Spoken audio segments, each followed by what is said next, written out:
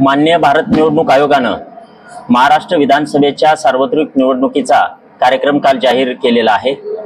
त्या अनुषंगानं काल दुपारपासून महाराष्ट्रामध्ये आचारसंहितेचं अंमलबजावणी त्या ठिकाणी सुरू झालेली आहे आणि या निवडणुकीसाठी नामनिर्देशनाची जी प्रक्रिया राहणार आहे ती फलटण विधानसभा मतदारसंघामध्ये 22 ऑक्टोबर 2024 पासून नामनिर्देशनाची प्रक्रिया सुरू होणार आहे।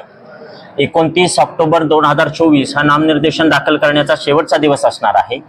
30 ऑक्टोबर 2024 रोजी नामनिर्देशन पत्रांची छाननी त्या ठिकाणी घेण्यात येणार आहे आणि 4 नोव्हेंबर 2024 हा अर्ज माघारीचा दिवस राहणार आहे। 20 नोव्हेंबर 2024 रोजी प्रत्यक्ष मतदानाची प्रक्रिया होणार आहे आणि 23 नोव्हेंबर 2024 रोजी मतमोजणीची प्रक्रिया त्या ठिकाणी घेण्यात येणार आहे। यासाठी फलटण विधानसभा मतदारसंघामध्ये फलटण आणि कोरेगाव तालुक्यातील जवळपास 355 मतदान केंद्र त्या ठिकाणी आपण घोषित केलेली आहेत। त्या 355 मतदान केंद्रामध्ये शहरी भागातील 47 मतदान केंद्र आहेत तर ग्रामीण भागामधली 308 मतदान केंद्र आहेत। फलटणमध्ये त्या ठिकाणी मतदान केंद्रांचे जे लोकेशन्स आहेत ते 203 लोकेशन्स वरती ही मतदान केंद्र सगळी राहणार आहेत। आपल्या मतदारांची संख्या फलटण मधल्या मतदारांची जी संख्या राहणार आहे ती 3,38,464 इतकी राहणार आहे। याच्यामध्ये 1,72,249 पुरुष मतदार तर 1,65,991 स्त्री मतदार आणि 14 ट्रान्सजेंडर म्हणजे तृतीयपंथीय मतदारांची त्या ठिकाणी नोंदणी झालेली आहे। फलटण विधानसभा मतदारसंघामध्ये 949 सैनिक मतदार आहेत तर दिव्यांग मतदार जवळपास 2160 आहेत। निवडणुकीची आचारसंहिता काल जाहीर झाल्यापासून दिव्यांग आणि 85 पेक्षा जास्त वयोगट असणाऱ्या मतदारांच्यासाठी गृहपेटीद्वारे टपालाद्वारे मतदान देण्याच्या प्रक्रियेची सुरुवात झालेली आहे। आजपासून फॉर्म नंबर 12Dचं वाटप त्या ठिकाणी मतदारांच्या पर्यंत होणार आहे।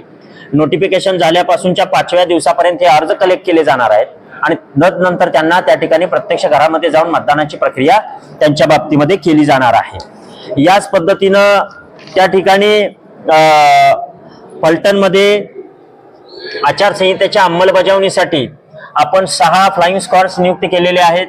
आपण 9 स्टॅटिक सर्वेलन्स टीम्स इश्यू केलेले आहेत। त्याच पद्धतीनं व्हिडिओ सर्वेलन्स टीम आपल्याकडे 5 त्या ठिकाणी आपण केलेले आहेत। व्हिडिओ व्ह्यूइंग टीम आपल्याकडे 5 आहेत।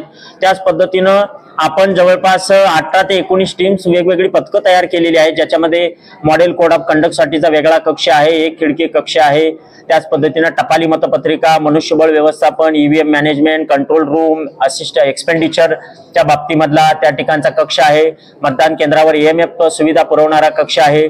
त्याच पद्धतीनं त्या ठिकाणी मीडिया मार्गदर्शन कक्ष आपण केलेला आहे। फ्लाइंग स्क्वॉडवरची नियंत्रण ठेवणारा कक्ष असे जवळपास आपण 16 ते 17 कक्ष वेगवेगळ्या पद्धतीचे सुरू केलेले असून त्यांच्या कार्यवाहीला कालपासूनच सुरुवात झालेली आहे आणि त्याच्या माध्यमातून आचारसंहितेच्या अंमलबजावणीची प्रक्रिया आपण सुरू केलेली आहे।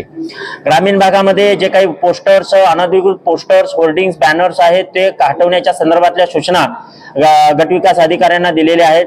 फलटण शहरामध्ये जे अशा पद्धतीचे पोस्टर्स, होर्डिंग्स आणि बॅनर्स आहेत ते काढण्याच्या सूचना नगर परिषदेच्या सीओना त्या ठिकाणी देण्यात आलेल्या आहेत। दोघांनी आपापल्या यंत्रणाच्या मार्फत हे होर्डिंग्स काढण्याचं काम चालू केलेलं आहे।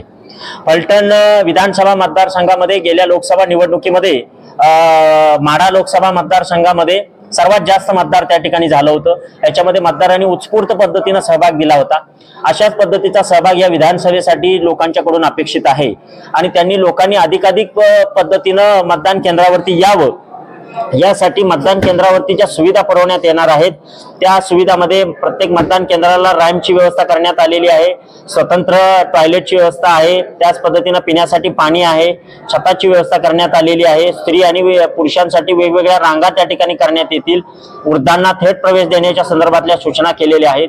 तसेच वेगानं मतदान होण्याच्यासाठी त्या ठिकाणी मतदान केंद्रामध्ये विनाकारण रेंगाळा होणार नाही, विनाकारण वेळ लावणार नाही या पद्धतीची सूचना प्रिसाइडिंग ऑफिसरच्या माध्यमातून देण्यात येणार आहे। आचारसंहितेची अंमलबजावणी काल चालू झाल्यानंतर वेगवेगळ्या ज्या भारत निवडणूक आयोगाने निर्देश दिलेले आहेत त्याप्रमाणे निर्देश आजच सकाळी राजकीय पक्षांच्या बैठकीमध्ये देण्यात आलेले आहेत। यामध्ये ज्या ठिकाणी प्रत्यक्ष मतदान होणार आहे त्याच्या 200 मीटरच्या परिसरामध्ये त्यांना मतदानासाठीचा जो त्यांचा कॅन्डिडेटचा बूथ आहे तो बूथ त्या ठिकाणी उभा करता येणार नाही। तशा पद्धतीच्या सूचना आम्ही खाली दिलेल्या आहेत. आपण वेगवेगळ्या IT ऍप्लिकेशन्स आहेत त्याचा वापरही या इलेक्शन मध्ये करतोय. याच्या माध्यमातून त्या ठिकाणी सी-विजिल ऍप आणि SMS ऍप याच्या माध्यमातून आपण त्या ठिकाणी वेगवेगळ्या पद्धतीच्या ज्या सीजर्स आहेत किंवा जप्ती आहेत त्यांची कारवाई या ठिकाणी करण्यात येणार आहे. फ्लाइंग स्क्वॉड आणि त्यासाठी स्पेशल आपण एक नोडल अधिकाऱ्याची नेमणूक केलेली आहे. ही निवडणूक प्रक्रिया शांततेच्या मार्गाने व्हावी यासाठी पोलिसांचंही सहकार्य त्या ठिकाणी अपेक्षित आहे. पोलिसांच्या आणि महसूल प्रशासन ही संपूर्ण एकत्रितरित्या या निवडणुकीसाठी त्या ठिकाणी सामोरं जाणार आहे आणि त्या पद्धतीचं पोलीस बंदोबस्तही आम्ही प्रत्येक मतदान केंद्रावरती देण्याच्या संदर्भातल्या सूचना दिलेल्या आहेत. उमेदवारांना एखाद्या ठिकाणी वरील लिस्ट प्रमाणे एखाद्या ठिकाणी अतिरिक्त काही व्यवस्था करण्याची गरज भासत असल्यास तसं आम्हाला लेखी कळवल्यावर आम्ही त्या ठिकाणी ती व्यवस्था करून देणार आहोत. आपल्या 355 मतदान केंद्रापैकी जवळपास 178 मतदान केंद्रावरती डायरेक्ट वेबकास्टिंगची व्यवस्था आपण करणार आहोत. त्याचं प्रक्षेपण आपल्याला थेट CO वेबसाईट वरती त्याच पद्धतीने या कंट्रोल रूम मध्ये आपल्याला त्या ठिकाणी पाहता येईल आणि त्यामुळे मतदानाच्या जवळपास फार मोठ्या 50% पेक्षा जास्त क्वांटम वरती आपल्याला नियंत्रण आणि लक्ष ठेवता येणं सहज शक्य आहे. जी प्राथमिक तयारी मतदानासाठीची राहणार आहे त्याच्यामध्ये रूट प्लॅन तयार करण्यात आलेले आहेत. स्ट्रॉंग रूम डिसाईड करण्यात आलेला आहे. मतमोजणीचं केंद्र निर्धारित करण्यात आलेलं आहे. या दोन्ही प्रक्रिया आपल्या या ठिकाणी शासकीय धान्य गोदामाच्या परिसरामध्ये होणार आहेत. आपण निवडणुकीची प्रक्रिया ही या शासकीय धान्य गोडाऊन मधून करतोय आणि 23 तारखेची मतमोजणीची जी प्रक्रिया आहे ती या शासकीय धान्य गोडाऊन मध्येच आपली मतमोजणी त्या ठिकाणी होणार आहे. उमेदवारांना आवश्यक असणाऱ्या सर्व सूचना सर्व फॉर्म्स 22 तारखेपासून आपण अवेलेबल करून देतोय. शांततामय मार्गाने ही निवडणूक होण्यासाठी राजकीय पक्ष, समाजातील वेगवेगळे घटक आणि पत्रकार बंधूंचं त्या ठिकाणी आम्हाला सहकार्य अपेक्षित आहे. आपल्या काही सूचना असतील, आपलं काही त्याच्यामध्ये एखाद्या गोष्टीमधलं आपलं मत असेल तर ते आम्ही त्या ठिकाणी त्याचं स्वागत करू. आपल्या सूचनेप्रमाणे एखाद्या ठिकाणी काही बदल करणं आवश्यक असल्यास आम्ही त्याच्या बाबतीमध्ये सकारात्मक निर्णय घेऊ आणि तशा पद्धतीचा बदल त्या ठिकाणी करू. भारत निवडणूक आयोगाने दिलेल्या निर्देशानुसार हे इलेक्शन पार्शियली पारदर्शक, त्याच पद्धतीनं कोणत्याही भयाच्या वातावरणामध्ये होणार नाही तर ते भयमुक्त वातावरणामध्ये चांगल्या पद्धतीनं फेअर इलेक्शन घेण्यासाठी सर्व प्रशासन एकत्रितरित्या काम करेल. धन्यवाद.